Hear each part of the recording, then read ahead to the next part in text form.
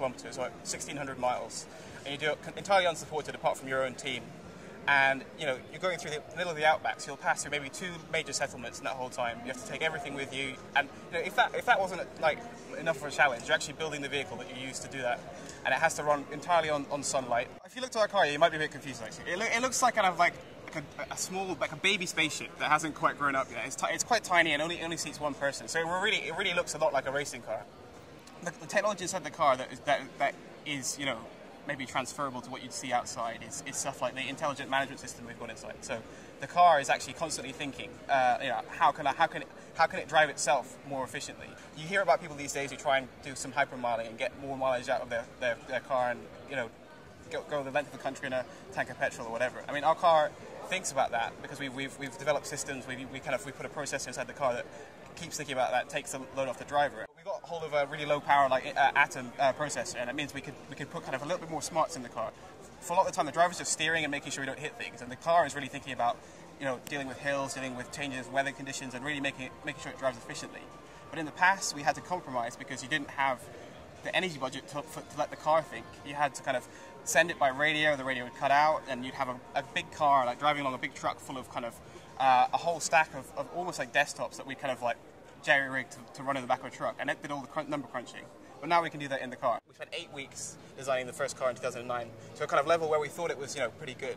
And then in about 24 hours, we improved the performance by, I think it was nearly 10%, it's like 9.7%, on a design that we'd spent the whole of last year the previous year designing. Obviously, you could never buy a cluster just for a student team. But the possibility of kind of just having some time on it and just sending our work off to do it and then coming back and then using that to inform our own design processes. The time when you need like a bigger hammer to get around a problem. That's the one thing that puts us ahead of the other guys. And no one else can use an HPC cluster at the moment because they all still think you have to buy one, and their university's not going to get them one.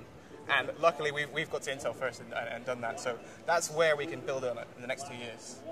So now it's about turning up with a really smart design, really spending the full 2 years that you've got thinking about your design. And for us, as a new team, that's what we want to hear, because we can spend 2 years thinking about something, and Michigan and Tokyo can spend 2 years thinking about it, and we've all spent the same amount of time. So if we work harder, we can do better. We are a very, very young team, and we're just bearing the fruits of a lot of the work over the past 2 years. So I think this year we're definitely turning up with a car that is top 10.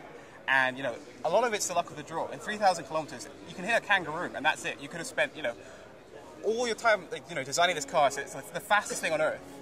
But yeah, you hit a kangaroo and it's all over. So there's an element of luck and an element of chance, and we are definitely an underdog. But give us 2 more years, keep us on the path that we're going, and we can really turn up with something special.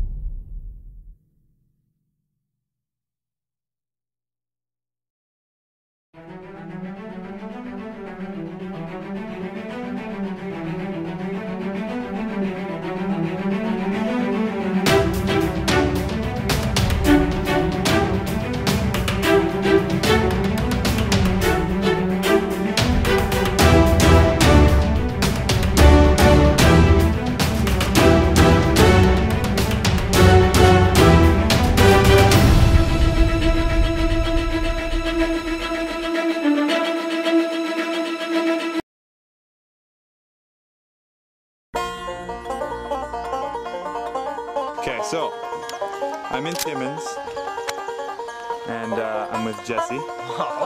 And we're wearing our orange and our plaid because we're awesome like that. And he's got a shotgun. Yes, sir. 12 gauge with some slugs here. We got some slugs. And we've got a can of kerosene. Oh boy. And we've got this propane tank, which is above our campfire. So I don't think I really need to explain what's about to happen here. I'm with Jesse in this kerosene and explosive devices. I think I know what's gonna happen. Yeah, we're gonna shoot it. We're gonna shoot it. And we're gonna hope for the biggest explosion we've seen yet. Alright, so here we have Nolan Sarlo, a brave soul. He's about, yeah, there it is. See, that's kerosene. And he's going to put kerosene all over that propane tank.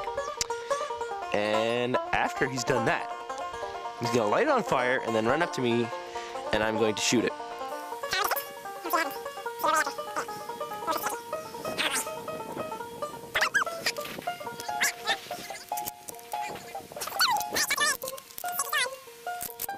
One in the chamber. Lock and load. Ready? Oh.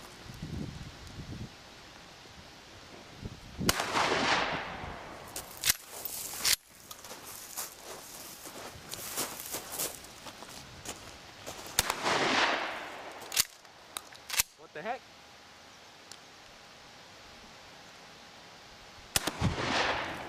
Boom! Wow! Goes the dynamite.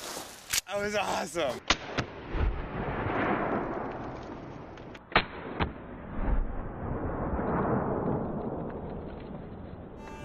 Okay, what do we got here? I think that's where it hit it. You think so? Maybe not. Anyways, that's what happens when you're awesome like us.